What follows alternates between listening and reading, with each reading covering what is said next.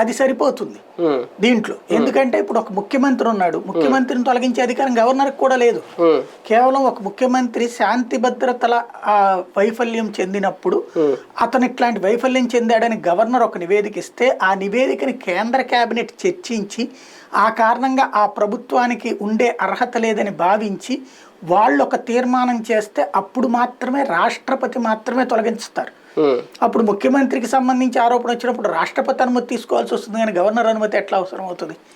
కాబట్టి అసలు ఆ ప్రొసీజర్ అనేటువంటిది రాజకీయ నాయకులకు సంబంధించి కన్ఫ్యూజన్ ఇంతకు ముందే వచ్చినప్పుడు ఆ ఆర్డర్స్ ఇచ్చింది. ఎప్పుడంటే కర్ణాటకలో కొంతమందికి సంబంధించి ఇట్లాంటి ఇష్యూస్ వచ్చినప్పుడు, లిటిగేషన్స్ వచ్చినప్పుడు ఈ 17A సంబంధించిన ఆపరేషనల్ ప్రొసీజర్స్ని SOPని ఇచ్చిందనమాట.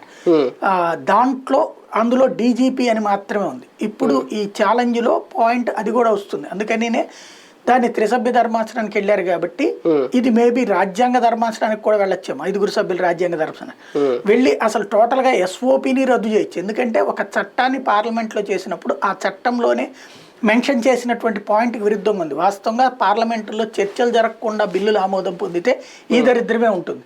అక్కడ గనక ఆమోదించేటటువంటి సందర్భంలో ప్రతిపక్షాలు ఆ పాయింట్ రైజ్ చేసి ఉంటే గనక ఆన్సర్ చేస్తూ కేంద్ర ప్రభుత్వం అప్పుడే సెటిల్